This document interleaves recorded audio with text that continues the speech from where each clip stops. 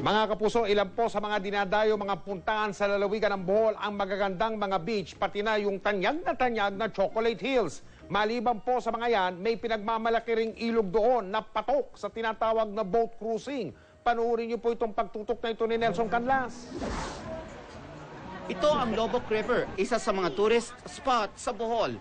Itinuturing ding isa sa mga buhay na ilog sa bansa.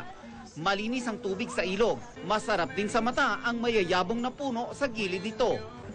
Para makita ang kabuuan ng ilog, dapat subukan ang riverboat cruise. Sa isang katamtamang laki na tugboat, pwedeng sumakay ang hanggang 70 katao. Dinarayo ito ng mga kababayan natin mula sa iba't ibang bahagi ng Pilipinas. Hindi namin na-expect na ganito kaganda dito sa Bohol. Sa halagang 300 piso, makikita mong isa sa pinakamagandang lugar dito sa Bohol at makakakain ka pa ng masarap na Filipino food. Habang kumakain, may live Pinoy music.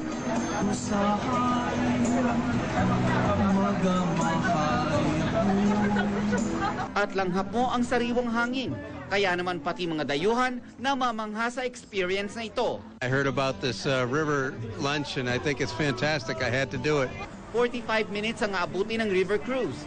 Sa dulo, makikita ang talo na pinanggagalingan ng tubig sa ilog. Isa pang dahilan kung bakit must try ang Lobok River Cruise.